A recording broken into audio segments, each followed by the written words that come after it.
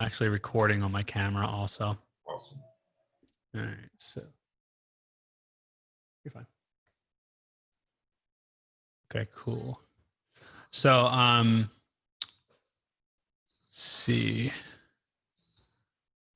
Hey, everybody, how's it going? All right, so yeah, we had a bunch of questions that were emailed in that I'm going to go through. So, as everybody's getting on here, if you guys have questions, go ahead and put them in the go ahead and ask them in the Q&A, and I might be able to bring some people on live also. Yeah, are we streaming in the group? Oh no, we're not streaming. Let me do that. Okay. Get everything straight. I forgot literally the only thing we talked about. All right, let's stream into the group, share in a group, lawyer marketing. Here we go. Bring it over here. See, it's going. How's everybody doing? Let me know in the comments.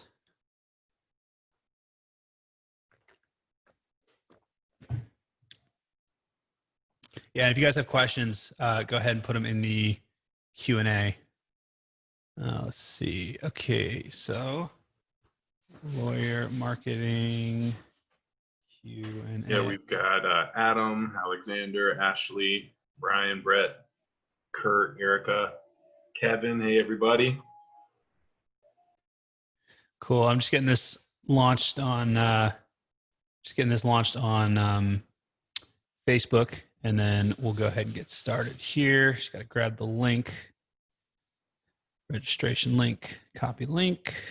Hey, Corinne, I also see you raised your hand if you want to ask your question in the chat or the Q&A. We can go ahead and get that answered. All right, I think we're broadcasting on Facebook, live on Facebook. Yeah, I just got a notification too. Webinar is live on Facebook. All right, awesome. Cool. All right, so I'm going to dive into this. The first question that I got is actually a question that I got from my Facebook group yesterday, and I recorded the answer. And by the way, anyone that's not in the Lawyer Marketing Facebook group, go into the join the Lawyer Marketing Facebook group. There's a lot of good stuff in there. So somebody asked me yesterday if I had any tips on developing a digital nomad law firm. And the funny part is that I actually had some really good tips, and then I erased the video accidentally. So I'm going to answer that question because I think that person is on here.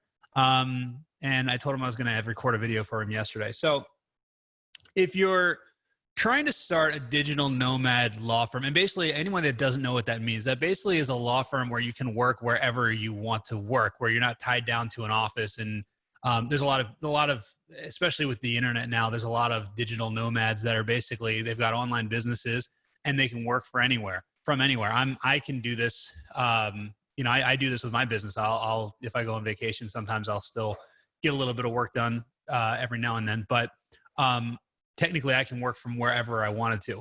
So the biggest thing you're going to have to focus on, and this probably goes without saying, is going to be your practice area. Typically you don't want to have a practice area where you're going to have to go to court a lot. Although we did have a client a long time ago, like 5 years ago maybe, who he lived in Portland. He was a criminal defense attorney, and he only took really high profile cases. And he had the luxury of being one of the most reputable defense attorneys out there, and he didn't take, small DUIs. He took like serious felonies that were, $50,000 or more to hire him. So he had a small number of cases, and somehow he was able to travel constantly. And I think the way he worked it out was he was gone for 20 days and he was home for 10 days. So he successfully did this. He somehow successfully did this, although I think it's pretty hard. So somebody said trademark lawyer, be a trademark lawyer. Yeah, intellectual property, estate planning, you might be able to do this with. Immigration, because it's a national thing. So that's going to be, and business also. Business is going to be a really good one. But that's going to be your first thing, is you've got to make sure that you've positioned yourself with your actual practice area that you can actually do this. The next thing is to make sure that you have a good support staff. So one of the most important things is going to be getting clients. So to do that, you want to make sure that you have a call center in place. And so that way, if you're on the other side of the world, you'll be getting calls all night. You don't want to do that. You don't want to be the one, and really, you don't want to be answering the phone on a cell phone anyway. So get a good call center in place. I recommend either Smith.ai. They're really good. Answering Legal is really good. Voice Nation's really good. And there's another one that we use that I can't remember who it is. Answer First. That's who it is. So probably in that order, I'd say, Smith AI, what did I say? Answering Legal, Voice Nation, Answering First. So that's something. Now, the next thing is you want to make sure that you have probably a decent support staff. Now, your support staff can come in a few different ways. If you have people that are working for you that are disciplined enough to be working from home, that's always the biggest challenge, is finding people that can actually work from home. That's one of my biggest struggles. I mean, we've had, our team is completely work from home. And we've had a lot of people that we've hired that have said they can handle working from home, and they really can't handle working from home. So that's something that's really challenging. You have to make sure they have a good computer, that they're reliable, that they have a good phone service, that they have good internet, all that type of stuff, that they have a quiet place to work, and that they're going to actually do the work. When this actually happens, though, you end up with happier and more productive employees because of the fact they're not wasting time driving to and from the office. They're not wasting time on their lunch break. They're not wasting time, BSing with coworkers at the water cooler, all that type of stuff. So it actually is a much better, it's a much better environment. I would never work in an office again. I love working from home. And I think that my employees probably agree with that. So the other thing you can do is a virtual assistant. Now, I wouldn't have a virtual assistant answering the phone and probably client facing, but there's a ton of stuff that you can do that you can have a virtual assistant do that is administrative stuff that will save you a ton of time and a ton of money. And honestly, virtual assistants do a really, really good job. I like hiring from the Philippines. I use Upwork.com to hire my virtual assistants. And I've got an entire training on how to hire virtual assistants in my Social Media Marketing for Lawyers Masterclass. And actually, if you go to lawyermasterclass.com, part of that training talks about how to hire virtual assistants. Like I said, the Philippines is where I hire my virtual assistants from. I don't know why. I just think they do a good job. I've had some virtual assistants from the Philippines who have been with me for 6-7 years. It's kind of crazy. Actually, if you can see this picture right, where am I? Right above the American flag right here. That's actually a caricature of my entire family. That was actually painted for me for my birthday last year by one of my virtual assistants in the Philippines. She actually sent that to me. So that was pretty cool. So the tech stack that I recommend, so Slack is really good for just managing everything inside of your company. We use Slack to manage all of our stuff. So that's all of our company communication. Google runs through Slack. Our credit card processing runs through Slack. So if credit cards decline or anything like that, it all goes through Slack. So I recommend using Slack. Dropbox for file storage is what you'll probably need to use. We use Zoom for our meetings. We have we have a daily meeting once a day, actually 4 days a week with our team. The whole thing's done on Zoom. Works really well. Most people are used to Zoom by this point anyway. And then the last thing, I said Dropbox. We use Dropbox for file management. The only thing you need to make sure about with that is if it's secure enough for you. I'm pretty sure Dropbox is very secure. I know I have a client that uses Box. I don't know why. I don't know if that's because it's more secure or if that's just what she prefers. I'm not really sure about that. And then Trello also is what we use for project management. So, that's a bird's eye view of how to do a digital nomad law firm. One thing I recommend is check out the 4-Hour Work Week by Tim Ferriss. That's a really good book that can help you if you really want to kind of take this next step. It's not specifically for lawyers, but it teaches you kind of how to really manage your time, how to manage virtual teams, how to do all that type of stuff, and basically only work 4 hours a week. It's pretty cool. All right, so I'm not going to delete that video. So, all right, Chase. So what's the next question that we have coming in? Yeah, definitely. So I definitely agree on work from home. It's great. So in my opinion, there it is. And for the first question, and also we've had a lot of people join. So if you just joined, thanks for joining us. If you have a question, go ahead and put it in the chat for the Q&A. We'll get to it. This question comes from Adam, and it says, can you give some guidance on using freelancers, Upwork, Fiverr, 99 Designs? What site you recommend? What are best practices? And which site do you use for what, like video editing, SEO, copy? Okay, gotcha. So Fiverr, Upwork, and 99 Designs all have their purpose for different things, and uh, they all have different uses. So Upwork is more when you're going to have something more like an employee employer type of relationship. What's cool about Upwork is that that's where I find all my virtual assistants. The true virtual assistant, where they're actually really kind of like part of my team, where I can just message them, I pay them an hourly rate, and they just do a lot of different work for me. So virtual assistants can be literally virtual assistants. It can be video editors. It can be graphic designers, depending if you want to do that. I'm trying to think what else we have for virtual assistants. I know we have a bunch. We have our server team is all managed through Upwork. And what's cool about Upwork is that it functions more like an actual employee-employer relationship. So it's actually billed by the hour, not by the project. You actually can bill by the project, but we use it as bill by the hour. So when you're hiring on Upwork, what you're going to do is you're going to hire for the people, not the gig, which is Fiverr, you're hiring for the gig rather than the people. Now, with Upwork, the way that I hire on Upwork is I have a very specific strategy of how I hire people. So people have used virtual assistants, and a lot of people have told me I used a virtual assistant and I didn't really get good results. And typically the reason that you don't get good results with a virtual assistant, there's two reasons. The first is that you don't provide good information to them. You don't provide them with really good instructions. The second is you can't communicate with them properly. And both of those things need to be addressed when you actually hire the virtual assistant, not as you're getting used to working with them. So the first thing I do in the hiring process is I make sure that I can communicate with them. And to do that, I ask custom questions in the job post. And the questions need to be questions that they cannot Google the answer to. So what I want to say is, what are your hobbies? Tell me about your family. Where did you grow up? Like what kind of music do you listen to? Or what, just ask them questions that are personal questions that they cannot Google the answer to. So by doing that, you can kind of get an assessment for how well they can communicate in English, because everyone takes a self-assessed English, has a self-assessed English score. So basically what that means is they are basically saying how fluent they are, but they're not taking a test. So this is the way you actually figure it out. Now, once I actually do hire, I typically will hire like 3 or 4 people for the same job, and I'll give them a test. So if I'm trying to find a virtual assistant, what I'll do is I'll give them a job with sort of semi-vague instructions. So what I'll say is, I'll say like, okay, I need a list of all these estate planning attorneys in Dallas. I need their name, their address, their phone number. And I won't give them any more instruction other than that. I won't say put it in a Word document. I won't say organize it this way. I just want to see what they come back with, right? And it's cheap. It's like $3 or $4 an hour. You tell them, look, I'll pay you for this test.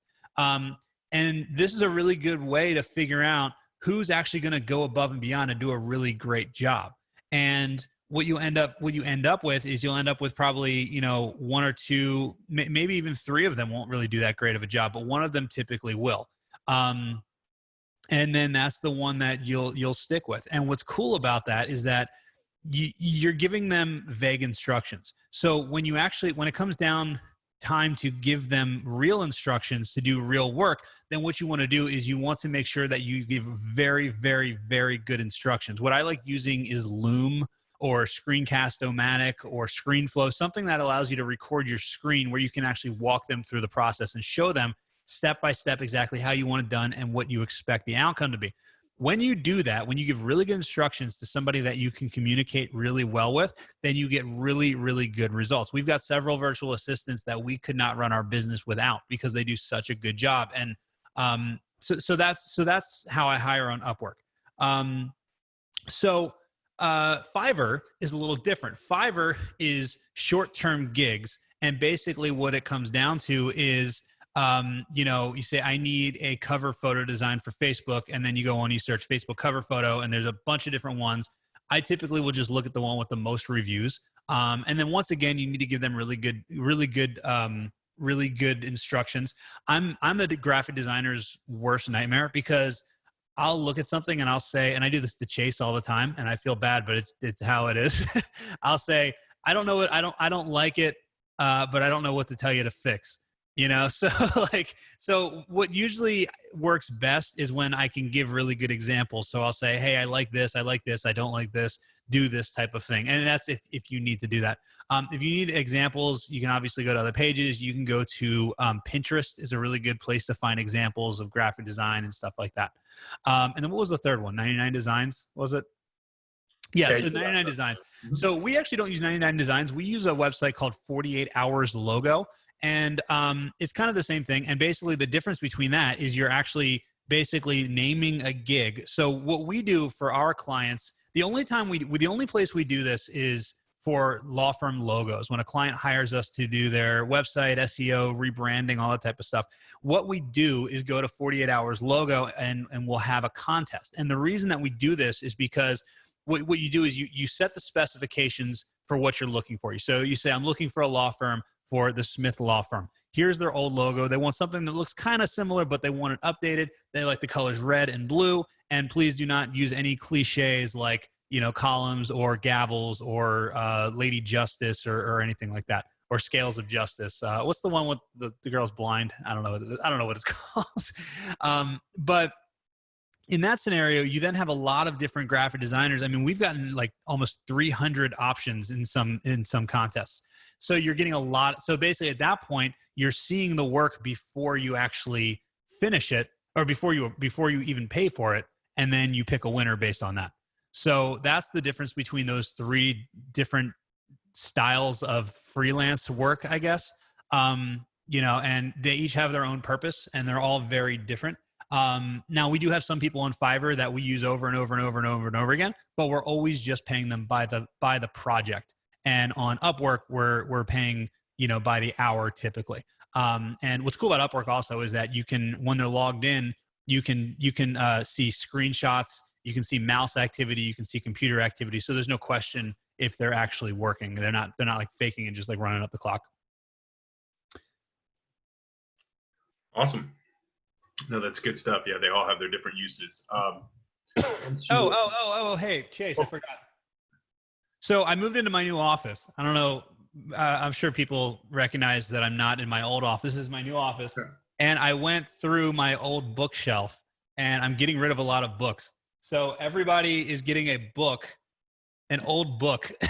So whoever just answered that question, I'm going to send you this book. Basically what I'm doing is all the books that I read and they're just collecting dust now. I was going to get rid of them. My wife was like, why don't you just give them away? Because other people would enjoy them. So I'm going to give away a book. Everybody that asks a question that gets answered, you're going to get a book. So here's what I want you to do.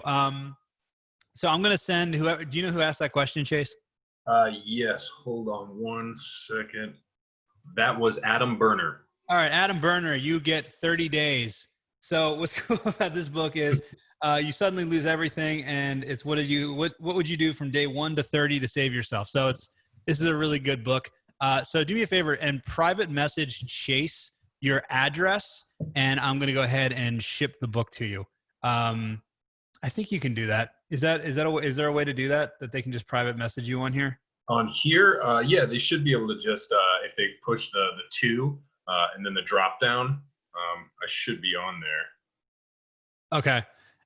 If it doesn't work, then send me an email, andy@socialfirestarter.com, with your address and which book I said I was going to send you, because I'm not going to remember. But yeah, so I figure I'm giving away I'll give away all my books that I'm not reading anymore because, you know, I'm not going to read them again, but they're really good books. Actually, this one I have 2 copies of, so that's actually a book I would read again. So, okay, cool. What's the, Alexander said, what's the subject of this presentation? It's literally just Q&A. I'm probably going to do this once a week, just because it's really good for content. This is actually a way that I used to create a ton of content. Is I would do weekly Q&As, and every single one of these question and answer will get broken up into its own video and posted on YouTube. So I recommend that everybody does this. I want your other copy, but I'm still reading it. All right, I see Adam. All right, Adam put his address in there. Okay, awesome. Cool. All right, cool. So what's the next question that we have? Yep, so we have a question from Erica. She wanted to know a strategy to get more registrants for webinars. and then a solid follow-up strategy. Okay, got it. So, what kind of webinars are we talking about? Did she say? Is she? Can she answer in the chat? Let's say Erica D'Angelo, if you're on here, let us know the subject. Trademark and naming info. Okay, so you're going after like businesses and things like that. Yes. Okay, cool. All right. So what I would do then is you got to figure out like, okay, so it's trademark and naming info. So I'm assuming that that's like naming, like if you're going to name your business, maybe is that kind of what you're saying? So here's what I would do. I would create, or I'd figure out who you're targeting and what are some of the problems that they run into, right? So you're obviously targeting businesses because you're talking about trademark information. Okay, from protectability. So this is actually something that I'm dealing with right now, and maybe you can even help me out with this. So I'm starting a company called Review Judge, and it's a law firm marketing software. It's actually gonna be a really like groundbreaking software, and we want to trademark the name. And we were talking to our attorney, and she was saying that we might have a difficult time with Review Judge just because of the fact that it's kind of just, I don't remember exactly why she was saying, but that's one of our primary concerns. So what I would do is I would probably start naming problems that businesses maybe don't necessarily know they have, and how that ties into trademark and intellectual property. So like what you can do is like you could start creating content on Facebook and probably run it as like video view ads. And what you would do is start talking about problems that typically come up that maybe businesses don't even know about, right? So like you could do a video that's like, hey, business owners, here's 3 ways that you could lose the name of your business overnight, right? And then talk about, the best thing to do is to do hook story offer. So if you can come up with stories like that, like, hey, business owners, did you know that if you trademark the name of your business could sell for 5 times more than if the name wasn't trademarked. But keep in mind that fear of loss is always a much better motivator for someone taking action than desire to gain. So you could say like, hey, business owners, here's 3 ways that you could lose your business overnight because the name isn't trademarked. So you're going to use hook story offer. So hook is a really hooky title like that. That's going to give them some sort of, like a fear of loss or something like that, right? So there's your hook, right? And then what you're going to do is story. So the next part of the video is going to be a story about that relates to the hook. So, let me tell you about Cracker Barrel cheese. Did you know that there's a company called Cracker Barrel Cheese, and they invested and I'm just making this up. I don't know if this is right, but I know there's a Cracker Barrel cheese and a Cracker Barrel regular, and they're not related. But basically Cracker Barrel cheese didn't trademark their name, and they were selling all this cheese and everything, and they had all this really great brand recognition. And then one day Cracker Barrel, the restaurant, came in and sued them and said, wait, we own Cracker Barrel, and now Cracker Barrel cheese lost everything, and they had to start completely over. Nobody recognized their name. They had a great product, but nobody knew who they were. And now Cracker Barrel cheese was owned by the company Cracker Barrel. So if you want to learn how to protect this from happening to you, and you may be saying, yeah, I'm a small business, this isn't going to happen to me. But, Cracker Barrel cheese was a small cheese company one day, and you wouldn't believe it, but there's lots of companies that share the same name, especially if you have kind of a generic name, and that's all at risk if you're not trademarked. So what I want you to do, and now this is where you go into the offer. You say, I want you to click the link that's included with this video and register for my free training, where I'm going to teach you the 3 secrets to protecting your business name, protecting your family, and ensuring that no one can ever steal your assets, without losing all your money to attorney's fees, something like that. And that's what I would do. I would run video ads like that and see which ones lands and which one lands and which ones don't. And the way you do your targeting is you run them on Facebook as, you basically look at business interests. So the way that you do that is you go into Facebook and start, testing audiences that are things that only entrepreneurs and business owners would like. Actually, I think you can really even just target the demographic, the interest of, or it's like a demographic small business owner. That's a really good one to target also. But that's how I would do it. That's literally how I run my webinar. I've done 7 figures on my webinar, and it's literally, I just think of problems and I say, you know, do you have this problem? Here's how to fix it. Now, if you want to learn more, click on, you know, click this link and watch my webinar. Awesome. Cool. All right. And I don't remember what her name was. Was it Erica? That was Erica. From Poop to Gold, The Marketing Magic of Harmon Brothers. So this is actually an interesting book. If you want to give Chase your address, this book is about the Harmon Brothers. They do, they did like the Squatty Potty ad, and they do a lot of different really, really good ads on that go viral on social media. Yeah. So get Chase's address, and we'll send you a copy of From Poop to Gold. Awesome. So we had a couple more questions from Adam. Maybe we can go through these. There's 3 of them. He says there seems to be 2 approaches to get out there on Facebook. Either offer a free video, they have to give, where no one has to give any information, and hopefully you attract their interest. Yeah. Or only give them free information if they give you or if they give you their information. What do you think is best, or how would you do that? Well, what we're actually doing right now that I think it's going to work. We're just testing it out right now. Is I'm starting to release a lot of different videos. Like, you're going to start seeing a lot of ads from me that have 0 call to action whatsoever. And what I'm actually doing is I'm creating a custom audience on Facebook of people that watch 25%, 50%, 75%, and 95% of my videos. And what I'm doing is I'm providing high quality, high value, right? And then from there, I'm going to then show my actual call to action ads where I want them to do something, whether it's register for a webinar or book a call or download a cheat sheet. I'm going to then show those ads to people who have watched some of my content already. Because the theory is that you've already gotten some value from me. You've already got some goodwill. Maybe you know, like, and trust me. And then you're much more likely to opt into my stuff. So that's something that I'm testing out right now. And we do that using video view ads and custom audiences. And then what was the other question, Chase? Did that answer that question? I hope it did. I think he was just trying to ask about, should you try and give free information, and then hopefully they contact you with their contact information, basically? Yeah. So you always want to provide free. Yeah, I mean, that's like my entire marketing thing. Like, I have a lot of call to action stuff, but the majority, like, I get hundreds of leads per month from lawyers that want me to do marketing for them. And the majority of them are people that, like, the majority of my leads come in as responses to my daily email, where they'll get an email, and it's never the first email. It's usually like the 30th or the 50th or the 100th email. They respond, they say, "Hey, Andy, do you have some time to hop on a call so you can help me with my marketing?" And those emails never have calls to action whatsoever. What's happening is I'm providing so much goodwill, and I'm basically demonstrating that I know what the heck I'm talking about by doing all this stuff. You know, it's kind of like,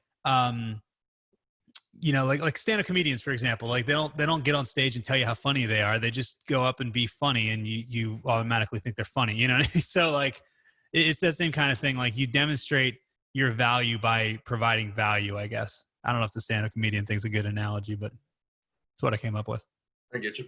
And then any experience with LinkedIn and how it compares with Facebook strategies using your approach? Yeah, I'm testing LinkedIn, and the problem that I'm having is that the ads are very, very expensive, and their targeting is not nearly as good as Facebook. But the problem is that nothing beats Facebook right now, which is great and also bad, because Facebook likes to just ban accounts for no reason. Like, one of my accounts, or my main account, is currently banned from Facebook.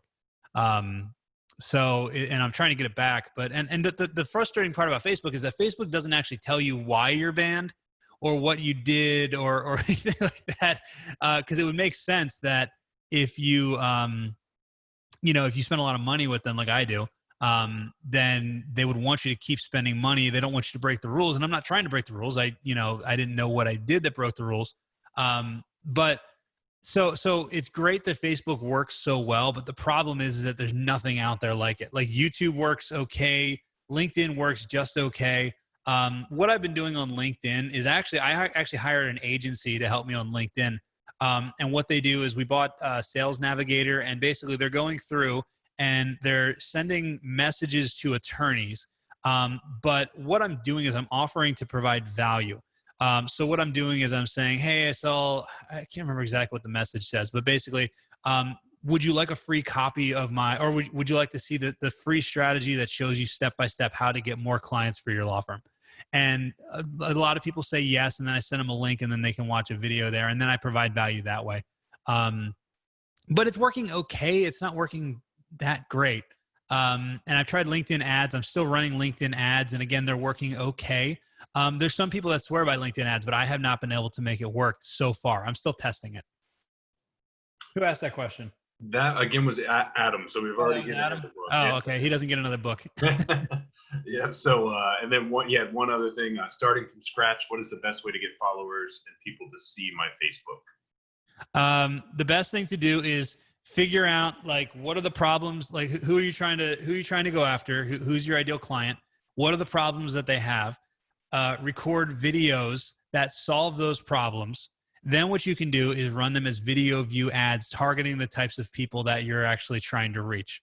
So that's like literally what I'm doing right now. I'm trying to expand to reach more lawyers. So I'm thinking, okay, what are all the problems that lawyers have? So, okay, a problem that lawyers have is they always try to get reviews, but they can't, and their clients say they'll give them reviews, but then they don't give them reviews. So I'm going to create a video. And so I pull out my phone, I record a video. Here's 3 secrets, or here's 3 ways that you can get more reviews for your law firm today, right? And then record the entire video. I upload it as a video view ad, and then I target lawyers. And then, and then what I do is what we're doing right now is we've got one campaign that's targeting lawyers that just has a bunch of different videos in it. I think we're probably, what do we have, like 10 or 11 videos right now, Chase, in there that are going through. Because we're just trying to see what's going to resonate with people. Because I'm wrong constantly. Every time I think that a video or an ad's going to work, I'm always wrong. So, I just throw a lot of stuff against the wall, and, some stuff works, some stuff doesn't work, but it's, the more things that you do, the more likely you are to strike gold. So that's the biggest thing though. It's literally just like business at its core is solving problems. So just think of every single problem and every single solution that your potential clients have, or every single problem that your potential clients have, offer a solution, and then run it as a video view ad to the types of people that would be good candidates. And then from there, you can just kind of they'll start to know you that way. Awesome. So we have a question from a different person, from Brett. Was that Adam also? That was Adam. Yep. Oh, okay. So now we're on Brett. So now Brett is getting "Crush It" by Gary Vaynerchuk. Oh, nice. All right. So Brett asked, do you recommend using a company like Birdseye to capture all of your reviews as well as to reach out to clients for reviews? Or is this something I could do myself or in-house? Well, this is a loaded question because I'm starting a company called Review Judge that I think is better than Birdseye. You definitely, it's definitely better if you have some sort of review management software. And actually I did an entire presentation, like it was a couple weeks ago. And it was an hour long, just about how to get reviews, and getting reviews is a pretty in-depth process. So Review Judge is not going to be available probably for, I don't know, a couple months. So I would say, well, unless, I don't know, if you really want to be in the beta, we can probably squeeze you into the beta. But yeah, you definitely need something, something that's going to basically follow up, because really, I mean, it's like everything else. Getting a review is no different than marketing anything else. You have to follow up. You ask somebody for a review and they say, yeah, I'll do it. And then they get home and, the kids are screaming and work calls and life gets in the way and all that type of stuff. And then they just forget to do it. So most of the time it just stops there. But if you follow up with them and keep following up with them and somehow incentivize them, then it will actually work better. Now, a better incentive, because, there's always the ethical line of incentivizing people where I don't think morally it's unethical, but ethically, in terms of the bar association, it could be. So what you can do is incentivize someone on your staff to follow up and get reviews. So tell somebody, tell your assistant, you'll give them $50 for every single review that comes in, and that'll motivate them to do it. And those reviews are well worth more than $50 a piece for sure. Awesome. So I told Brett to go ahead and shoot me his address if he wants that book. Um, Kevin asked, he's a solo practitioner in the Midwest. He's setting up another office in the Pacific Northwest. Should he have two websites, one SEO optimized for the Midwest and one for the Pacific Northwest? He says his concern is that if he tries to optimize for both locations on one website, might lose overall effectiveness. No, you should have one website and you should have a landing page with a Google My Business location for each one of those. And the landing page should be really, really well optimized. So what you want to do is, yeah, you got two locations, and the landing page for location one, like the most difficult or the most important. Well, I guess not maybe the most difficult, but the most, like, your main location should probably be your homepage, right? And your homepage should be optimized for the main location. The second location should be another. You said Pacific Northwest, so I don't know. Is that like Portland, maybe? So like maybe you have like Portland, Oregon, and Eugene, Oregon, just out of just for example. So you would have your homepage is Portland, and then you would have lawfirm.com/Eugene, right? And excuse me.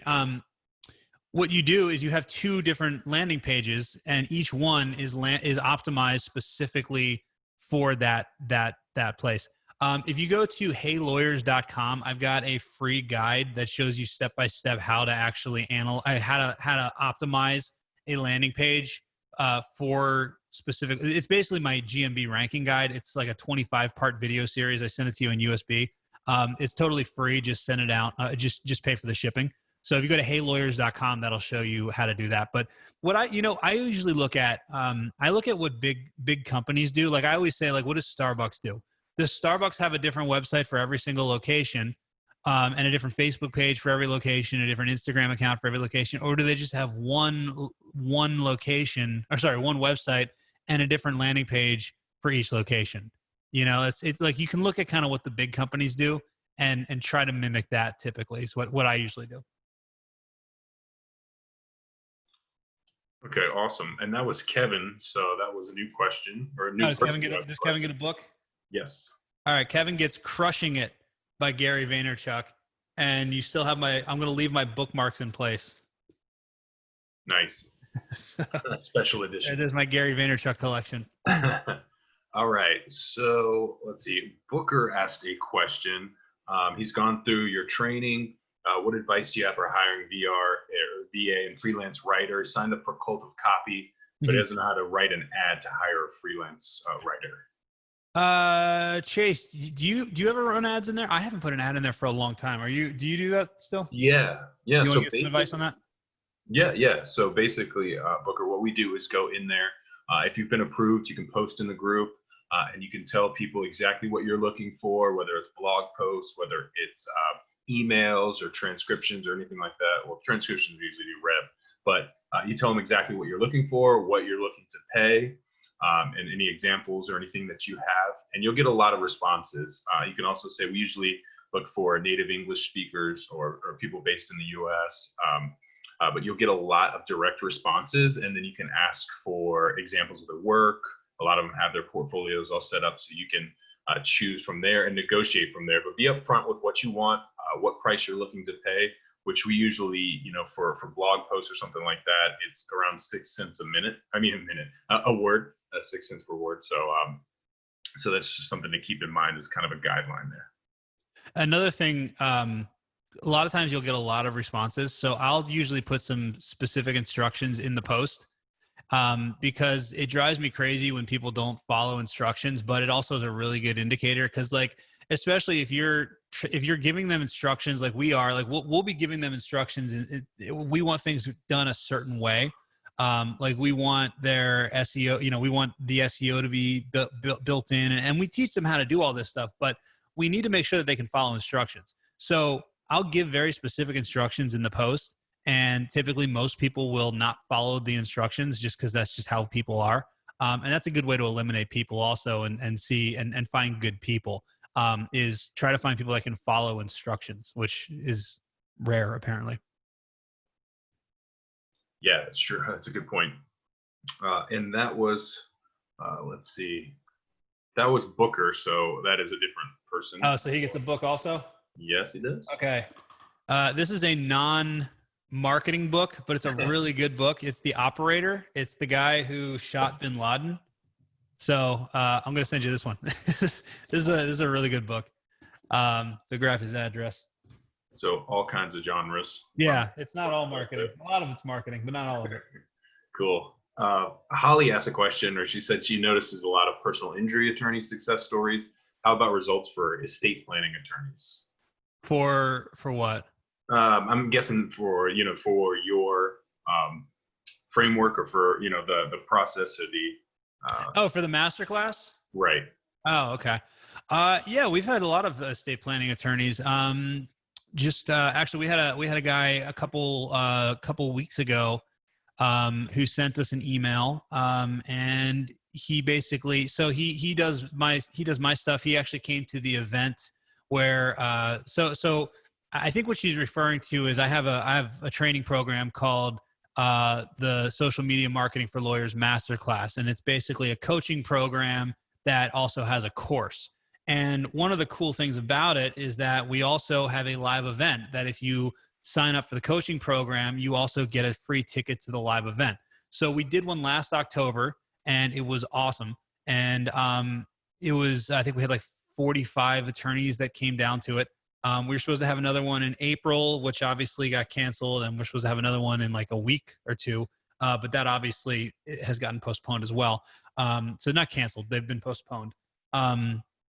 But basically, what's going to yes, so we had a guy who came to that. He's an estate planning attorney, and he'd been reaching out to me for some help in March, just because of all the craziness that's been going on. And I gave him some advice. I told him basically what I tell everyone, which is figure out problems that people are having, offer solutions, and then I also kind of gave him the advice to start doing the PSA marketing that I talk about quite a bit. And he messaged us at the beginning of May and said that April was the busiest month that he's ever had in the history of him being an attorney. So I don't have it on video. I've got the email somewhere if you want to see it. But he does estate planning, and that was basically what he did. Is he took my advice and he knocked it out of the park. We've got some other estate planning attorneys that have had a lot of success. I know we've got a couple people that are getting leads at like $3 and $4 a lead. I can't think of any like specifics off the top of my head, just because there's a couple hundred people in the program. But we've definitely had luck with estate planning attorneys. Yeah, definitely. Yeah, and now Mark asked a question, and Mark just put in the chat that he ordered the USB. So thanks for that for the heylawyers.com. He asked, do you use Wistia autoplay for landing pages? We do YouTube for most everything. Hate to reinvent the wheel, but love to hear your thoughts. Yeah, I do. Well, I use Wistia when I want it to autoplay. So if you check out actually, I just redid my book landing page. So if you want to see freebookforlawyers.com, what's cool is that Wistia will actually play a video instead of a thumbnail, which is cool because it gives it some motion. So if you look at freebookforlawyers.com, you can see my thumbnail on there. And then also for my webinar, I use Wistia because it'll autoplay. It's the only thing that'll autoplay. And then we use that with a combination of another plugin called Plus This. And that allows us to do some advanced tagging with ActiveCampaign and things like that. But yeah, we use Wistia when we're trying to embed things that need to actually autoplay. Or if it's like a marketing thing, we'll usually use Wistia. Awesome. So I have two actually. Holly asked a question. We didn't get her a book. So we gotta get a book. Okay, so this is for Holly. Yes. Okay, so this one is gonna be Flow. I'll admit I didn't read this book, but I heard it's really good, and I started it, and it wasn't my favorite, but I've heard a lot of people say that it's really good. So this one will go to Holly. Yep, that one goes to Holly. Yeah. So message me. Who's the next one? That was Mark Lopez. Who just all right, Mark Lopez. All right. Last. So you're going to get the book Disrupted. This is actually it was a really good book. It's not a marketing book. It's basically a guy that was in his 50s that worked for HubSpot, which HubSpot is like marketing automation software. This book was really, really good.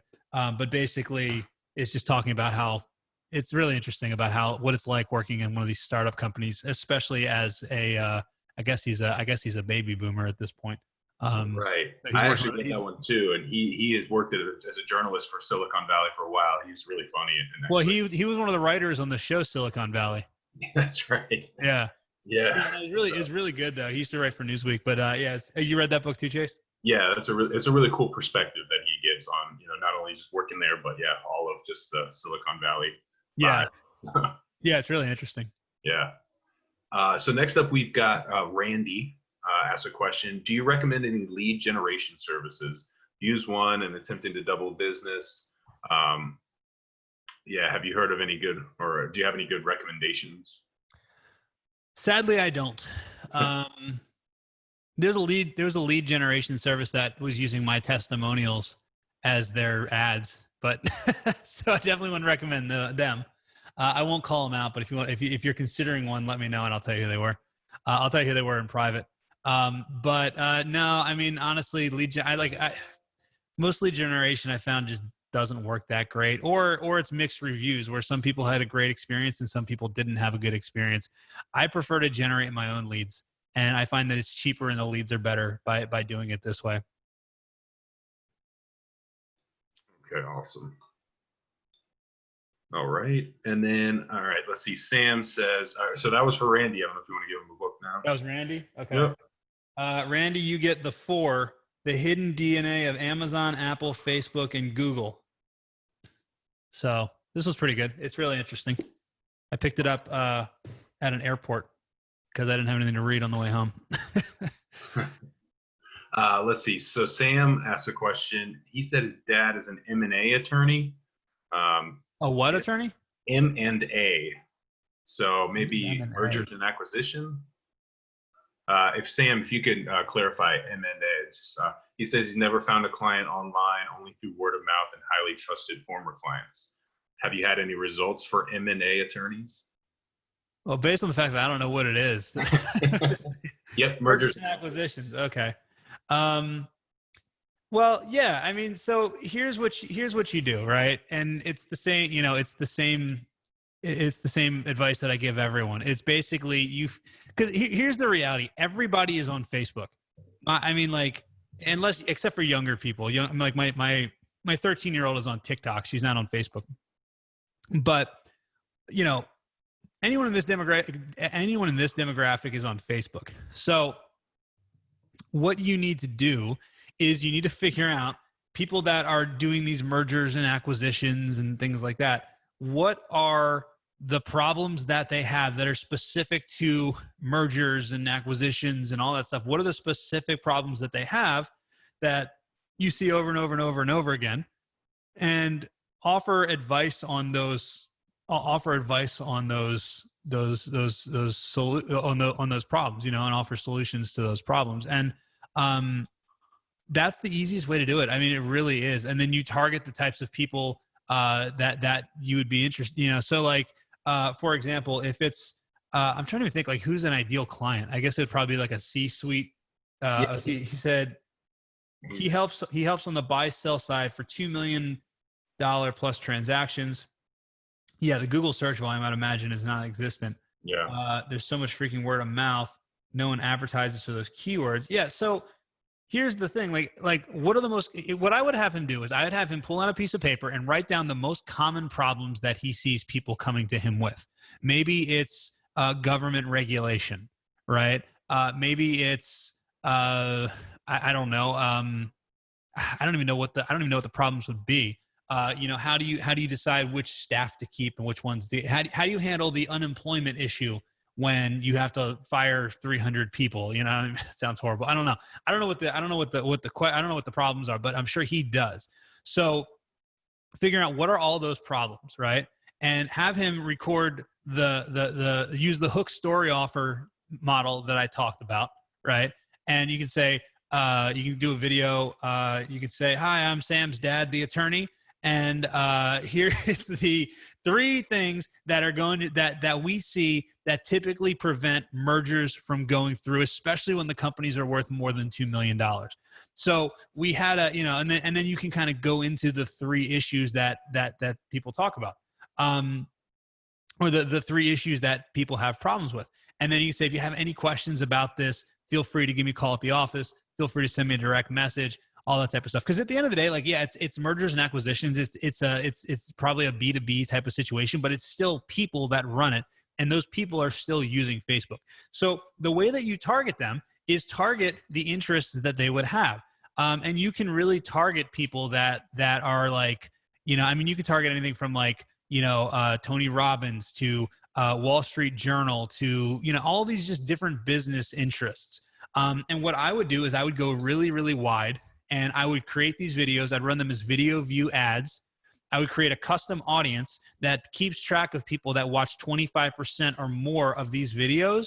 And then I would start I would start showing more content to those people that have watched 25% or more of these videos. Because what's going to happen if you go wide, there's going to be a lot of people that are going to watch, that are going to see the video, but they're not going to watch the video because it's not relevant. But there's going to be a handful of people that are going to start watching those videos because they're hyper relevant to them. And they're basically going to raise their hand, and Facebook's going to keep an eye on the people or they're basically going to make an invisible list of the people. What was that? An invisible list of the people that are watching these videos. And then what you can do is you can start showing only the people that watch 25% or more of your videos more video content. And that's how you get in there. That's how you get in their face. And you got to make sure the video is like, a couple minutes long, because you got to remember that nobody on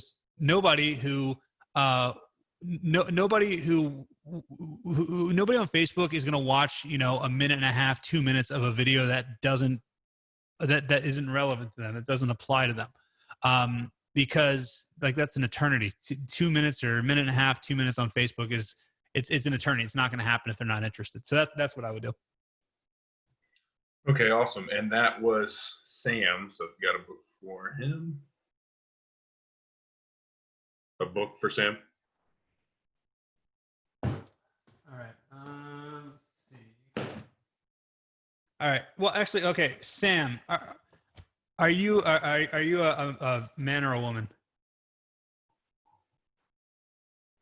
Sam's a very unisex name. Yep. 24 marketing for my father. Okay. So do you have kids, Sam? I'm guessing you probably don't have kids. Right, let me go to a different one. All right. So you're going to get Millionaire Success Habits by Dean Graziosi. So this is I don't know. This is a pretty good book too. Okay. One more here from Patricia.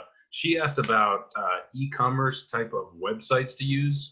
She doesn't know what to do to sell something on her website. She wants to sell legal subscription services. Any recommendations for that? So legal subscription services for what? Can you give me more? That's a good question. Patricia Rodriguez, if you have, what kind of legal subscription services are you trying to sell? And also, Sam, if you want to give foreclosure defense. Foreclosure defense. So I guess I don't understand. Like, what would they be subscribing to? Like, what is that?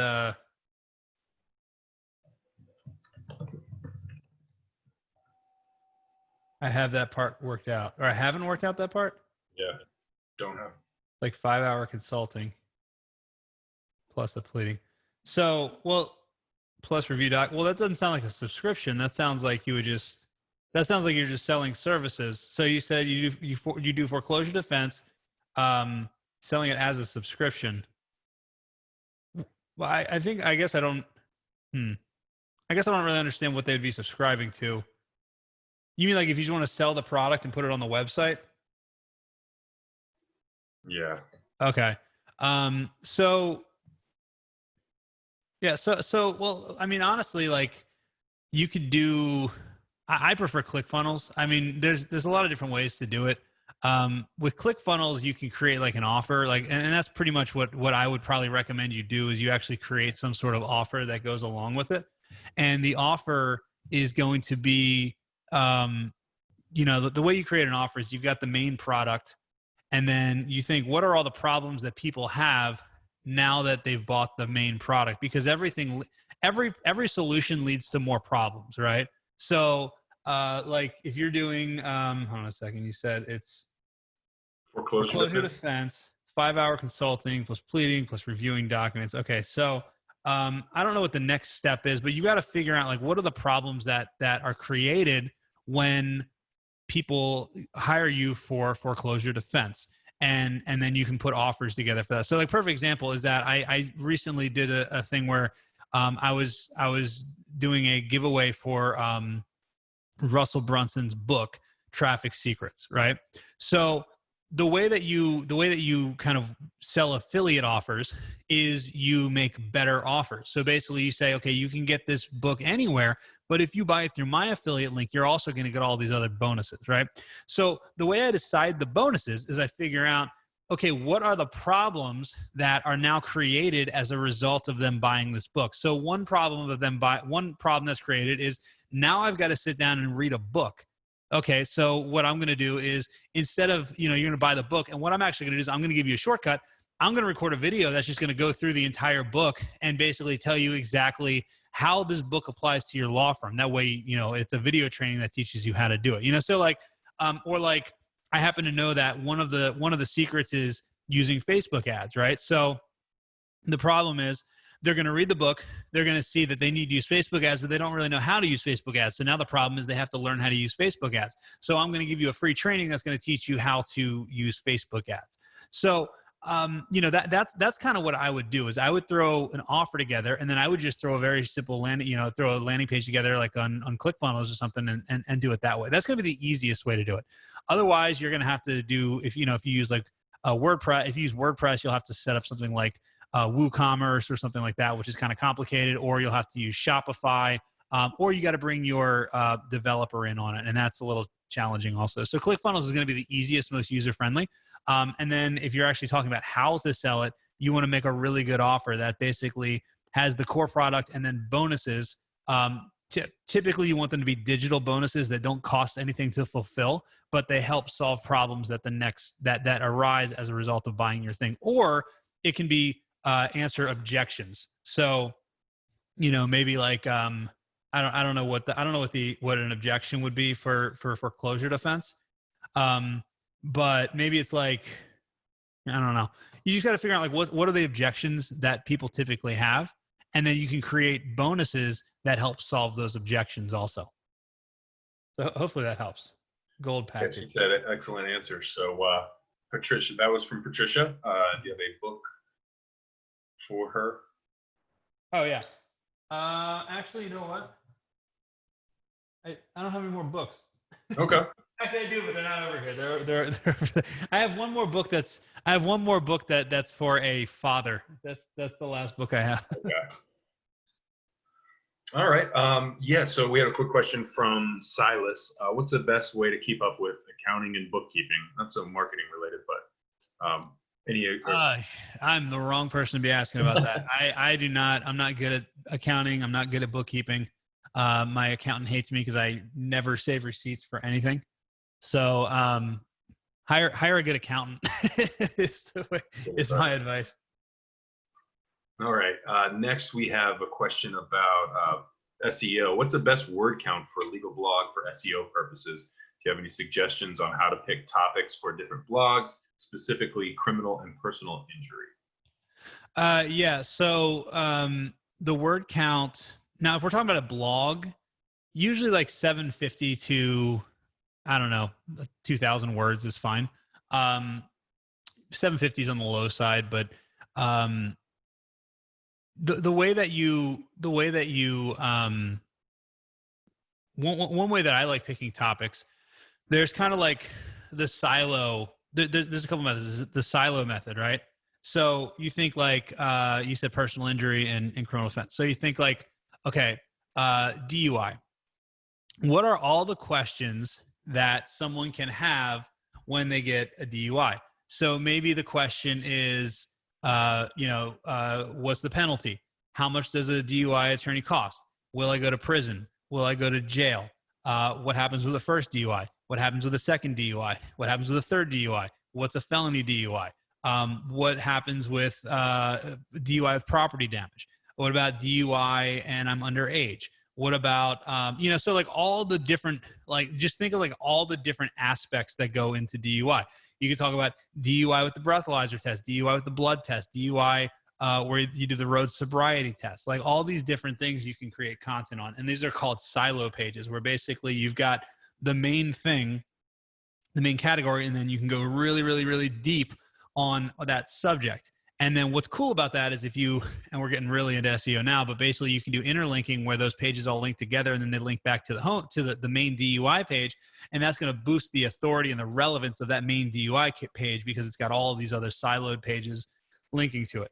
Now, another thing you can do is go to answerthepublic.com and type in DUI, type in breathalyzer, type in, felony DUI, type in DUI manslaughter, all these different things you can search for on Answer the Public.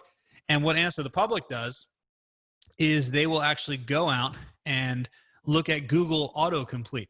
And what's cool about that is that Google autocomplete is what people are actually searching for. So you can do Google autocomplete and you can type DUI and you're going to get like hundreds of questions that people ask about DUI. And then if you use Keywords Everywhere, which is a plugin that you can add to Chrome, and it used to be free. Now it's paid, but it's pretty cheap. Then what it'll do is it'll actually tell you how many times each of these individual searches is actually searched on Google Chrome. On Google. And basically, by taking that information, you can kind of cherry pick the topics. And I wouldn't say you could do the individual categories, but what I'd rather do, rather than having like a topic for every single question, rather than having a page for every single question, I'd rather have a page for every single topic. And then you can answer all those individual questions on that page. And that'll make you hyper relevant also. So answerthepublic.com, keywords everywhere. Is it keywords everywhere? I always forget. It's keywords everywhere or keywords anywhere? It is keywords everywhere. Everywhere? Okay, keywords everywhere. Yeah, so that's what I would do with those. Okay. Who asked that question? That was from, hold on 1 second. And are they a father? I've got one book left. Oh, that was from Anonymous. So all right. Attendee. Yep. So the next one's from our good friend Jeff Goldtrap. So, hey Jeff. Jeff, you have kids, right? I'm going to send you this book. Yeah. I'm going to send you The Wonder Dad's Way. So it's how busy dads with kids. Actually, your kids might be older than this. With kids ages 0 to 12 can make the most of their kids' childhood years in just 60 minutes. Wow. I don't know if that's. I don't know. Let me know, Jeff, if your kids are that age or not. I don't know. All right, what was it? What was the question? Yeah, he said any ideas or ways to combine two marketing methods. He used to use direct mail for a long time, and now he uses Facebook and YouTube content marketing. He wants to link the two or use the mail to point to or promote content. Any ideas for that? Yeah. So what you could do is you could. So you're using direct mail. Yeah, we've talked about direct mail before. Don't you send out a book, Jeff? I thought you have a book. I'm not sure. I don't see him on. Oh, he's not on? I thought he sent out a book. Yeah, because I thought that he sent out a book with his direct mail, because we've talked about direct mail a lot. You know what I would do, honestly, is I would so if you're sending out your direct mail, what you can do is you can send out the flyer. And basically, so first of all, I am a fan of lumpy mail. And I will talk about lumpy mail until I'm blue in the face. But basically, lumpy mail means that you have to put something. If you're doing direct mail, you've got to put something in the envelope that is going to make it lumpy and is going to make them curious what is inside, so that they're going to open it. Because when someone gets arrested or somebody has a bankruptcy, starts getting all the letters from the bankruptcy attorneys or the foreclosure attorneys or the tax attorneys or whatever types of attorneys it is. They get tons of letters that all look exactly the same. The only difference is they have they have different law firm names on it. Right? There's nothing to separate them. But what I recommend you do is go and get like you can go to like the dollar store or Amazon and get a huge bag of the green army men or just something cheap like that. You know, I mean, it could be a pen, it could be anything. And you put it in the envelope. And what that's going to do is it's going to give it a weird texture so that they're more likely to open it, because that's half the battle, is getting them to open your thing, right? So then what you could do if you wanted to is you could create a flyer that goes in there that says, you know, since you've been arrested, you know, most people that have been arrested ask us the following 6 questions. So scan this QR code and see our answer to each of these questions. And basically you can have a list of like all this, they put a flyer in, has like, you know, the most common questions that, you know, everyone's, I mean, look, when somebody comes in for DUI, I'm sure you know the questions they're going to ask you already, right? So what you do is you basically have a flyer that says, here's the, you know, here's the questions and answers on this page, and have it be a QR code where they just scan it or go to, you know, myduiquestions.com, and it takes them to the page. And then that's how I would do it. And then then they can start seeing your value that way. That's actually a really good question. I've never actually thought of doing that. And that's actually a really good idea, is to put like FAQs in there and have them start watching your videos. Yeah, that is, to link those two like that. It's good. So I don't see Jeff on here, but Patricia, who did ask a question, said her fiance would enjoy the book. Oh, okay. Cool. Send us his information. Send us your address, Patricia. We'll get that. All right. So that's the end of the book giveaways today. But we have I've got another box of books that we'll give away next week. All right, cool. Well, we're an hour down, so but we still got some questions to get to. Yeah, we can keep going. I don't have anything till 3, so cool. Where I'm gonna do more Q&A, but my private group. So Kurt asked, what advice would you give a new attorney looking for first clients through organic methods without paid ads? Organic like SEO or organic like social? That's a good question, Kurt. If you want to specify organic SEO or social, I would guess maybe social. Either, it says either. Oh, okay. Well, SEO is hard. I don't know what your practice area is, but basically, what is your practice area, Kurt? Intellectual property. Okay.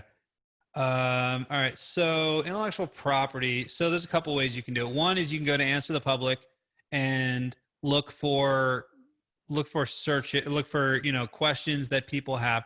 Actually, you know what I would do? So here's what I would do. I would go to Answer the Public and I would start looking up trademark.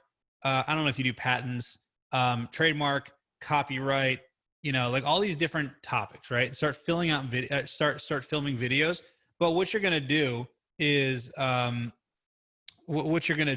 you're going to look at the specific searches, right? And like, so let's say you go to, let's say the search is like, you know, do YouTube content creators need to copyright their videos?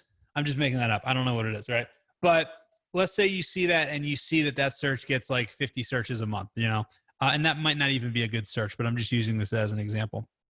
What I would start doing, if you're not trying to pay for anything, start creating videos, and every single one of those searches should be a video, right? Now, when you post that, when you record the video, the first line of the video should be the title of the video. So your first video should be, should YouTube content creators trademark their videos? Hi, I'm attorney Kirk, blah, blah, blah, and I'm going to teach you about your trademark information and why all YouTube creators need to trademark their videos, right? So you do the video. The title of the video should be the exact question. Make sure that you have all the words in the tags of that video. And then in the description, make sure that you have the title of the video again in the description, and then questions about intellectual property or your trademark, call me at this number. If you do that for like a lot of videos, then you'll definitely get clients that way, because people are searching for all those things. And what's cool is that YouTube comes up in Google searches as well. So, and if you cherry pick, like with blogs, I was saying, do the actual topic. Do the topic instead of the individual keyword or the individual search phrase. If you're going on YouTube, I would use the individual search phrase. So if there's like 2 different ones about YouTube content creators, I would do a video for each one. And that's how I would do it. Awesome. And Corinne, I want to circle back to her question. Sorry about that. If you do have any questions, it's better to leave them in the Q&A. Sometimes they get lost in the chat. But Corinne asked, she says she's trying to formulate an offer to personal injury for lawyers and clients. Corinne, what kind of offer specifically, or who are you trying to target? Also, Jeff said that he didn't mail a book for increased postage issues. Can you read me Corinne's question one more time while she's answering your question? Yes, she said that she was trying to formulate an offer to personal injury lawyers and clients. She's a trial lawyer doing co-counsel. Okay, so Corinne, you're targeting personal injury lawyers and you're trying to get them to hire you as co-counsel. Is that correct?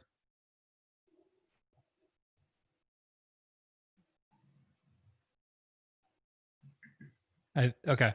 Yeah. All right. So then what I would do is I would think about what are all the problems that personal injury attorneys have that you can help them with, and what are the solutions to those problems.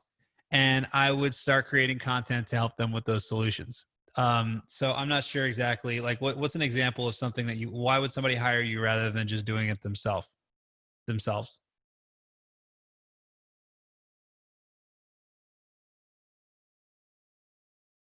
See if I can get an answer.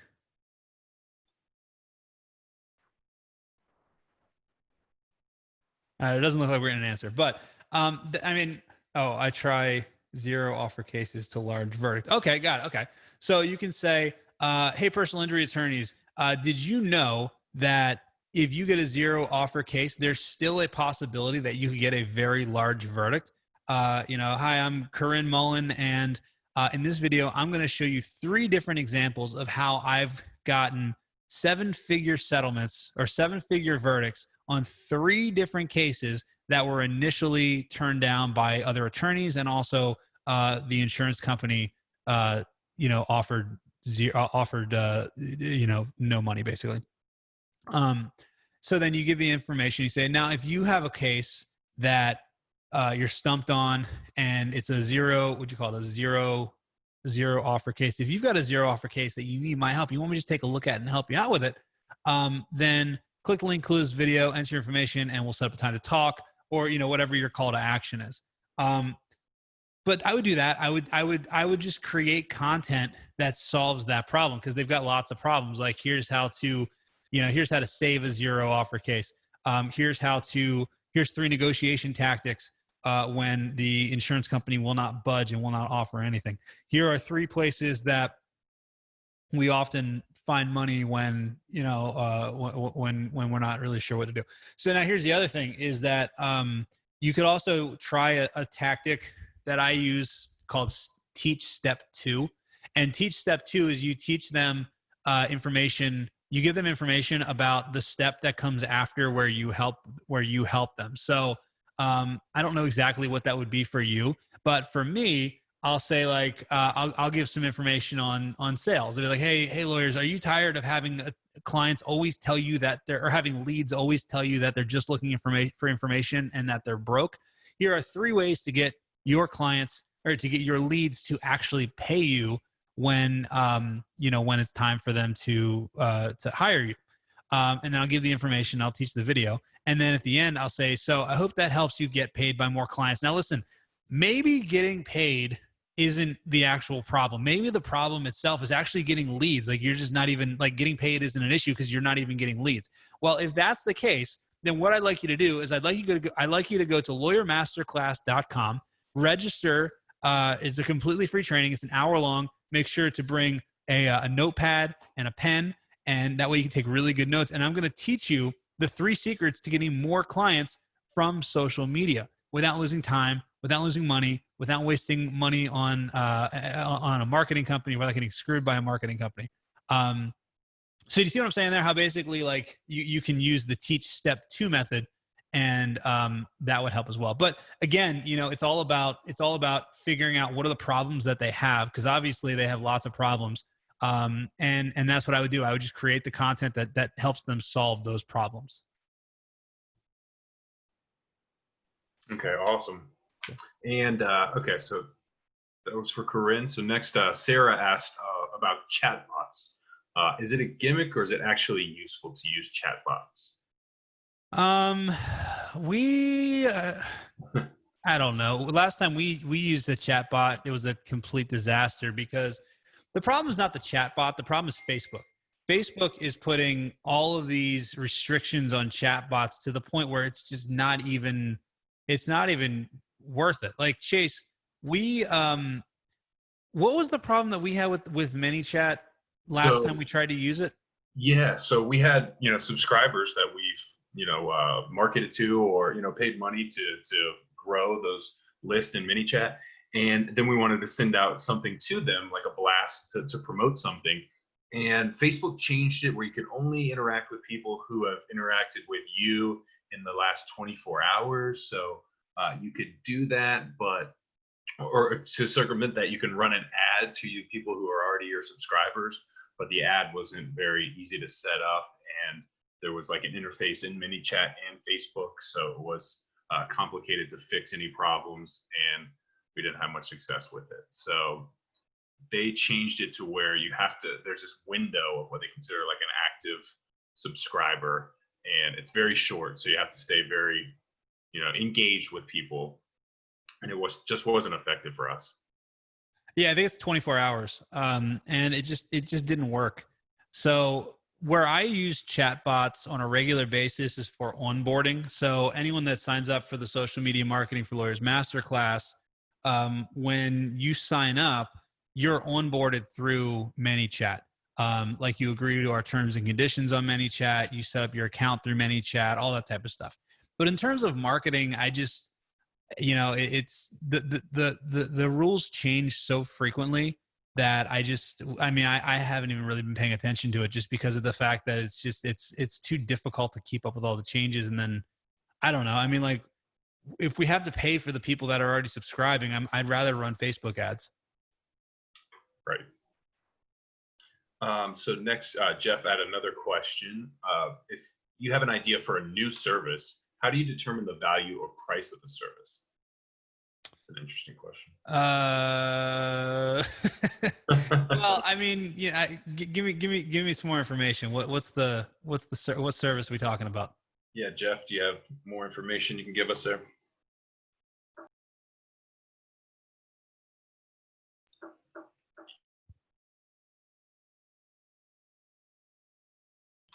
Or maybe some tips on how to like make. I guess that goes into offer creation, but how to make your Yeah, service. it comes in. Yeah, I mean, it's tough. I mean, so what I would do a direct mail, do direct mail for direct mail for other lawyers.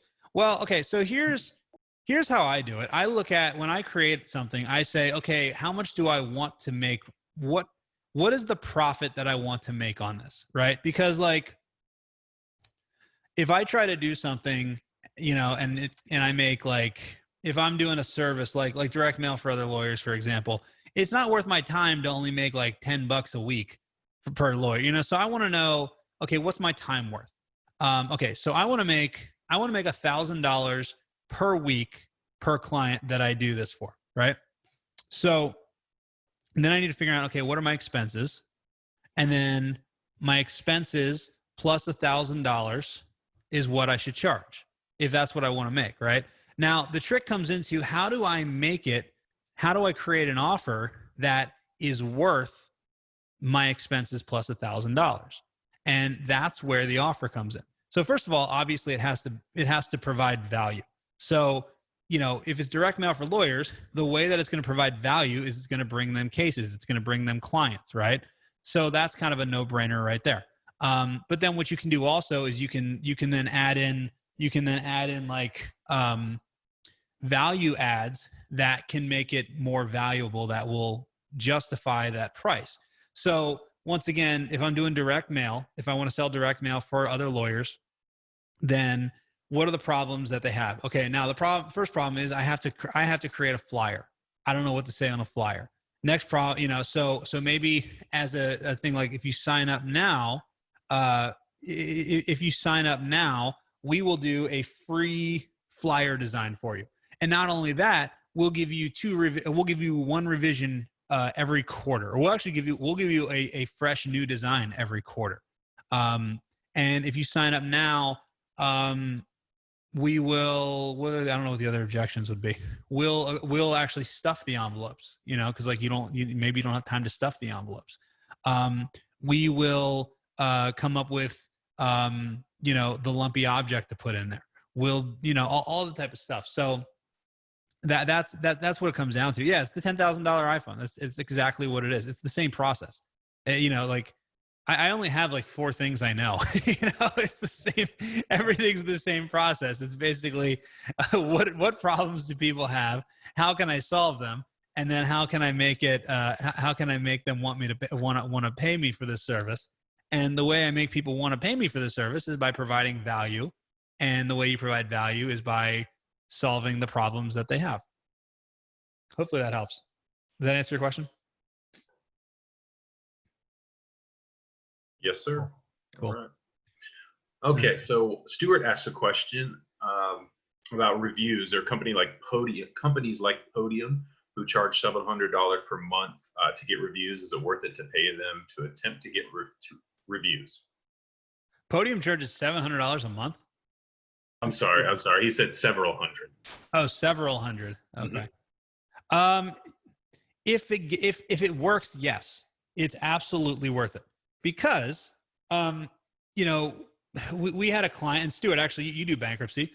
I'm assuming it's Stuart Sandwise. Yes, it is. Okay, cool. Yeah. So we have a client, actually had a client in Chicago, and they were ranking in the maps for Chicago bankruptcy attorney and chapter 13 and chapter 11 and chapter 7 and foreclosure defense, pretty much every keyword that you want to rank for as a bankruptcy attorney. They were in the maps, but they weren't getting a lot of phone calls. So we told them, go out, you know, we actually looked at the reviews, or we looked at the maps, and we noticed that there was 3 attorneys in the maps, and they only had 5 reviews, and the other 2 attorneys had 10 reviews and 15 reviews respectively. So we were like, go get 25 reviews and let's see what happens. So they actually did it, and that gave them, we told them to go get 20 reviews. That would give them a total of 25 reviews, which would give them 10 more reviews than the law firm that, you know, so basically they would have had 25. The second best number in reviews would have been 15, and then the next one would have been 10. So they did that. The next week was the busiest week in the history of their law firm. And, you know, I mean, I think they signed up bankruptcy clients for like $3,000 a piece. So reviews don't just go away, you know? So like, yeah, reviews are extremely important. I have another company right now that has nothing whatsoever to do with lawyers. And we're launching it right now. Our first order of business is get as many reviews as possible. And we're at like, and it's a supplement, right? So it's a little bit more challenging. So basically, we're actually paying people $100 per review because of the fact that reviews are so important. We haven't launched yet. I'm paying people $100 per review to get them to leave these really detailed reviews and do video reviews and all that type of stuff, just because of the fact that I know that that's going to be the foundation that our entire business is built on. And it's the foundation of every business is your reputation. And you know, people trust online reviews almost as much as they do personal recommendations. So yeah, it's absolutely worth it to invest money in getting reviews. If you're investing in online marketing and not focusing on reviews, then you're definitely, I would say you're throwing money away, but you're definitely missing a major piece of it. Awesome. And he had also asked a question about the Hey Lawyers information. Is that included in the masterclass area? Yes, that's actually, that's already in the members area. Cool. All right. And then Rick asked a question. I'm sure you've gone over this a couple of times, but he asked, what is your best prospecting method? To get, wait, what do you mean? Yeah, that was his question, Rick. What kind of clients are you looking for, or any certain area that you're trying to find the clients, whether it's social or SEO or anything like that? Personal injury. Okay. So, well, I mean, there's a couple ways to do it. So my favorite way to do it is what I describe on lawyermasterclass.com. Um, and basically that shows you the step-by-step training of how to get clients using social media. So the first step is you pick a niche, right? So just I mean, most of the time people just want car accident cases if they're personal injury attorney. But the problem is that everybody drives a car, so it's really hard to niche down. So you figure out like who are the types of people that we want to target. So maybe we want to target, and really it's just you want like self-identifying things. So like some of the ones that I recommend are like Uber drivers or parents of teen drivers or teachers or nurses or doctors or I'm drawing a blank now. Motorcycle riders, bicyclists. Um, there's so many different niches, right?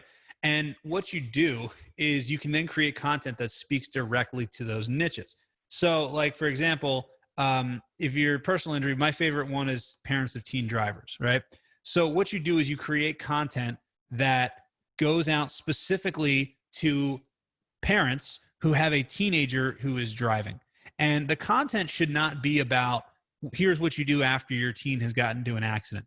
The content should be about here's how you prevent your teen from getting into an accident. Same thing with motorcycle riders. The content should not, if you, let's say you want to target motorcycle riders, you don't want to create content that says, here is how, here's what to do after a motorcycle accident. Because most people have not been in a motorcycle accident. Most people don't want to think about getting into a motorcycle accident. But most people that ride motorcycles do want to avoid getting into a motorcycle accident. So that's what they're going to resonate with. So you create content. And my favorite thing is to do some sort of cheat sheet or ebook or free guide or something like that that gets them into a Facebook group. So basically that grabs their email address. So basically you're going to say, if you're a motorcycle rider, here are the 4 things you need to know before the next time you get on your motorcycle to make sure that you get home safely at night, after your next ride. And what you want to do is take them to a landing. So you run like a Facebook ad to that. You take them to a landing page. They enter their email address. And then now you've got their email address, and then you push them into like a Facebook group or something like that. And that's one of the best ways to do it. I mean, we've got and again, you think about what are all the problems, what are the fears, what are the desires, all those types of things about that specific group. And then you create content that answers all those questions. And you email them every day, you get them in the Facebook group, you run ads to them, and it just works really, really well. It's the same answer pretty much for everyone. But that's because marketing is actually way easier than people make it out to be. It's basically just, what I like doing with personal injury is picking a niche, and then you can speak directly to those people because, like motorcycle riders, for example, have completely different sets of problems and things that they want to avoid than a father who is teaching his teenage son how to drive. So you can actually create content that speaks specifically to those people rather than just being very generic, like here's what you do after you've been in a car accident. And nobody, most people can't relate to that because most people have not been in a car accident recently. So that's how I do it. Go to lawyermasterclass.com and watch the training. That'll give you like literally step-by-step how to do the whole thing I just described. That's probably the best training I have. All right, awesome. So we still got about 15 questions left. So oh man, we will. Yeah, we may have to carry some over, but yeah, we'll carry some over. So I'm gonna get to. Let's do another 15 minutes, and then I gotta do something before my next thing at 3. Yeah. So Okay. So Mark Lopez asked another question. For an established attorney in one practice area, say DUI, what are 3 things they should do and focus on if expanding into a new practice area like personal injury? Honestly, I would do the exact thing I just described. I would pick a niche. I would start creating content that is specific to that niche, and start thinking about like what are the things that these people want. Like a great one that we did was we had a personal injury attorney who wanted to get more traumatic brain injury cases, right?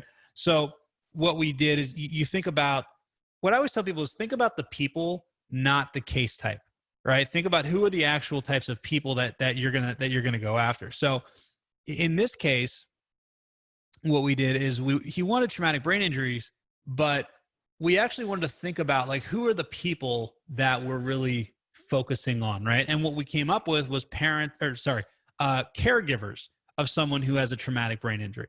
So basically, what we did is we started creating resources that it was basically, I can't remember what it was called, but it was like, free. Here are several free resources that are available to anyone who's a caregiver of someone with a traumatic brain injury, right? And we marketed specifically to caregivers as all these free resources that are available. And then we created a Facebook group that was the traumatic brain injury support. What do we call it? Traumatic brain injury caregiver support and resources in Louisiana, right? Because he was in Louisiana. And I mean, he got 10 cases within 7 months, 10 traumatic brain injury cases within 7 months. And what he did the hook story offer. So perfect example is one. And like, here's the other thing. You want to make sure that you're solving problems. And typically the simplest videos are the ones that work best. So when he started, he used to do all these videos that were like, they'd be like, really like he'd have to study for like, get out his like college textbooks, like start studying for like 2 hours so that he could give this like really in-depth scientific video. And those really didn't do that well. But the ones that, like, I remember very specifically one that worked, or very distinctly one that worked. And basically what it was like, and he used hook story offer. He's like, a client of mine came to us and her husband was having trouble sleeping. And, he had insomnia, and that's one of the side effects of the particular type of traumatic brain injury he has. So they tried for, weeks and weeks, months really, to figure out how to get him some rest. And they finally came up with this formula, right? So if you have a loved one who is struggling with a traumatic brain injury and is having a hard time sleeping, here is how this client of mine got some sleep. And then he would go into the story about here, basically say, okay, so they, 1 hour before bed, they turned off all screens and they wore blue light blockers, and he meditated and he drank warm tea and he did this and he did that. I don't remember what the actual thing was. And finally he was able to sleep. So if you have a loved one who is suffering from insomnia due to a traumatic brain injury, you should try this because it worked for them, and maybe it'll work for your loved one as well. So if you have any questions at all about this, shoot me a message. Send me an email, give me a call, and I'll help you out as best as I can. Right. And that video did really well, like those types of videos, because it's actually an actionable guide about something that actually helps people with things that they can like step-by-step information that they can use, and like whenever I do my videos, my content, I typically will try to include at least one action step. So people can actually not only watch the video, it's not just theory, it's actually something where you can take what I said and you can actually do something that can produce a tangible result, and it works really well. If you focus on that type of stuff, then it works. And that's how I prospect. I mean, like I said, that client, he got 10 cases within 7 months. Each case, the average value of each case was over 1.5 million. So he was pretty happy. Definitely. And we had talked about Facebook groups. Chris asked a question: once you create a Facebook business page, how do you create or get into groups to create leads? He's an estate planning and criminal defense attorney. How do you get into groups? What do you mean? I guess he's asking, Chris, maybe you can clarify how to find the groups and how to create a group that will create leads for you. Okay. I'll talk about both. So getting into groups, you're not going to find maybe you will, but if you find so if you're looking for like an estate planning group, right, you're probably not going to find just a straight up estate planning group and if you do, it's probably run by an attorney who doesn't want you in there. So what you need to do is you need to think about who are the types of people that I want to focus on, right? And actually I did something with the personal injury attorney, was it Pilma? it was last Wednesday actually. I did a presentation for Pilma, and I did a whole thing on a profile funnel, and what a profile funnel is and how to use it. And basically, a profile funnel is where you set your personal Facebook page up to have some calls to action, and basically give some information about what it is that you do and who you help and what the benefit is of talking to you, right? So what you want to do is you want to think about the types of people that you're targeting, not necessarily the actual case type. So if it's estate planning, you're probably targeting, maybe you could target business owners, maybe you could target families, parents. Who else would you target? I don't know who else you would target, but you think about who are the types of people that you target and where do they hang out, right? And then you go into Facebook at the top. You can search for those types of things, and click on you go to the top of Facebook. There's a search bar, and then you click the groups button, and that'll bring up all the groups that are local. That's what I would do. That's the easiest way to find it. Now, if you're going to create a group, don't call it the estate planning group. Call it whatever the benefit is. And usually, if you can have a group that has because you got to remember, a group is a community. So if you can have a group that is somehow self-identifiable, so like, Detroit baby boomers protecting their legacies. I don't know if that's a good name or not, but like something like that, where basically you're kind of like creating a community, kind of creating a rallying effect type of thing like that. Awesome. So, asking Josh to clarify his question, but Carrie had a question. She's torn whether to mention in her marketing or ads that she became an attorney in 2013 after 22 plus years as a paralegal. She thinks this may lead to like a lack of experience or perceived lack of experience or expertise. What do you think about including stuff like that in your marketing? Well, 2013 is 7 years. That's not that long ago. Yeah. I mean, people get married. I think they get the 7-year itch. That's like, that means that their marriage is old news, doesn't it? Yeah. I don't think, and I wouldn't be worried about that. 7 years is fine. And anyway, which you could even say. So you said she said she was a paralegal for 20 years or 30 years? Yeah, 22 plus years. 22 years plus 7. So you've been in the legal industry for 29 years. That's how I would do it. Yeah. Yeah, she's relatable, to some of these. She says she's worked for other specialties too, so that's an area that's a selling point for you. But even if it was 7 years, I don't think 7 years is that big of a deal. I think 7 years is. I mean, if it was 7 months, I think that might be a little, but 7 years is almost closer to 10 years than it is 5 years, isn't it? Maybe it's not. I don't know. Yeah. 7 years is fine. Don't worry about it. Josh asked though, what is a typical closing rate for lawyers, i.e., how many go to the end of the funnel? So I was not sure if he was asking about marketing. What are you talking about? Yeah. So we can clarify there. Jason had a question here. If you want to do one more quick one. Yeah, let's do one more. Let's see. How can I improve my Google My Business rating other than with what you mentioned on your cheat sheet? Your Google My Business rating, like his ranking? Okay, so ranking in Google My Business, Google Maps, is about 3 things. It's about relevancy, it's about proximity, and it's about prominence, right? So what you need to do, relevancy, proximity, and prominence. Yeah, that's right. Okay. So the one that's really difficult is proximity. And basically what that means is like, how close are you to the person that's actually searching? And there's really not a whole lot you can do about that. The only thing you can do is move your office, which is not an easy feat by any stretch of the imagination. It's also not possible to determine where people are searching for you. The only thing you can do is put your office in a place that's much more heavily populated, and then you're going to have more people that are searching just because there's more people. So that leaves us with relevancy and prominence. Prominence is how prominent are you on the internet. So that's why things like citations are really important. So it used to be like get as many citations as possible. Now I don't like doing that. What I like doing is I like getting the major citations. So like Yext, the Yext, Avo, FindLaw, lawyers.com, like checking those boxes. and you don't have to have every single one of them, but basically the major law firm directories, and then the major citations.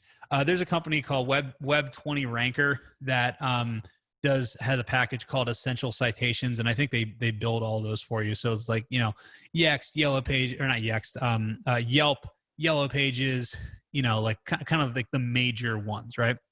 And then what you want to do is you want to get links from local organizations. So Better Business Bureau is probably the best one to get. It's like $500 a year per location, and that's why it's so good, because you got to think like Google's trying to return. Google doesn't know who the best lawyers are; they just know who the best marketers are, and they basically look at like who are the big businesses, and like they're trying to basically fit a profile of who the most authoritative, like what do the most authoritative businesses do, and let's try to model that. So basically, if your business does all this stuff, then you're probably authoritative, because we know that the most authoritative businesses do this. So Better Business Bureau is really important because it's like $500 a year, and that means that most like spammy fly-by-night companies are not going to buy a Better Business Bureau listing. So there's one right there. Other ones are like chambers of commerce, local bar associations, all those types of things. Now, when you're joining these things, these groups, the local chamber of commerce, local bar association, make sure that they have a searchable directory that is available online. Because if you join it and they don't have a directory, it's not going to help you. Because the whole point is you want Google to crawl it and find the actual directory. You also want to make sure that the directory is not behind like some sort of like members area. You want to make sure that it's public, right?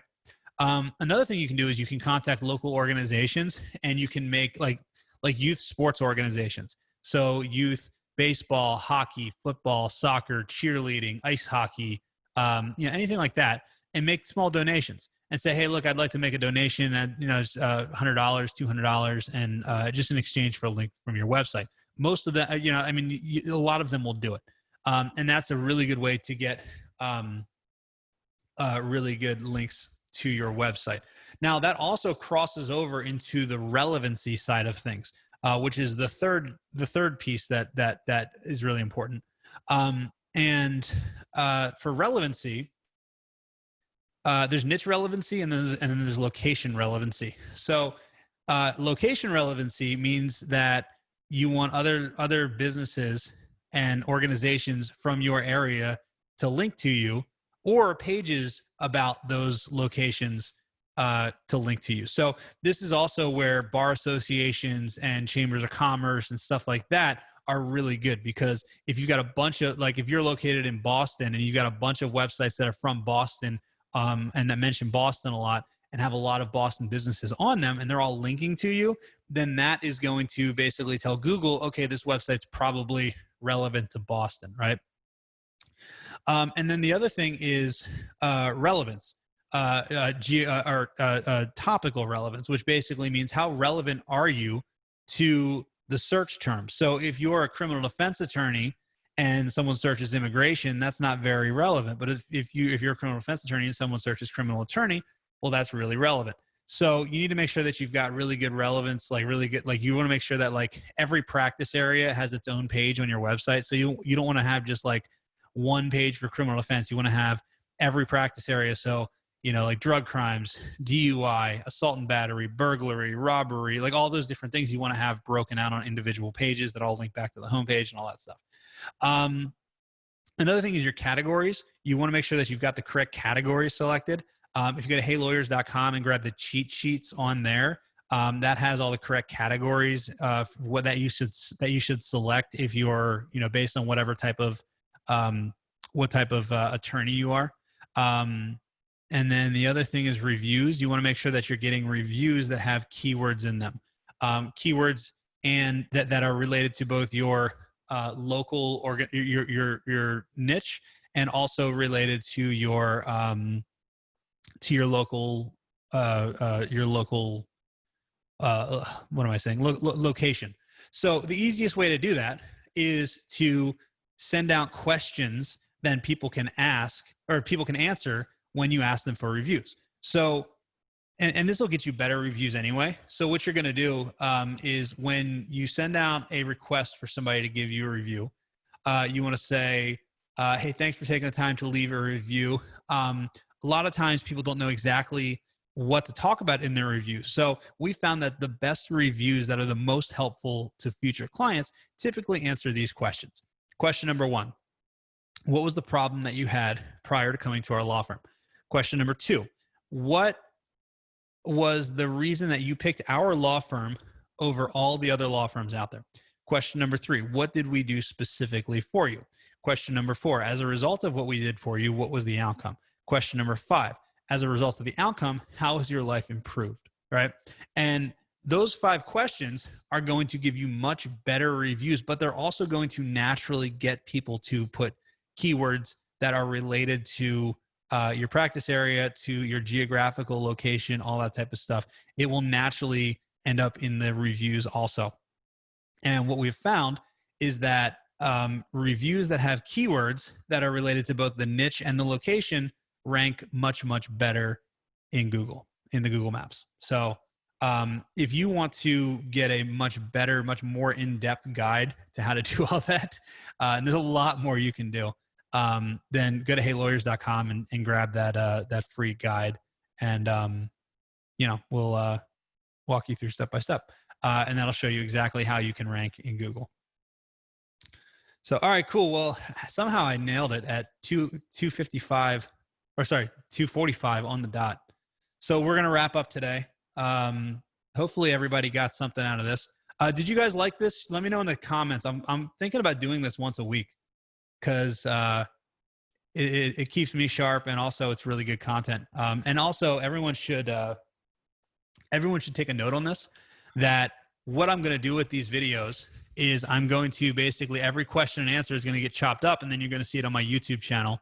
And it's going to be, every question and answer will end up being its own video on YouTube also.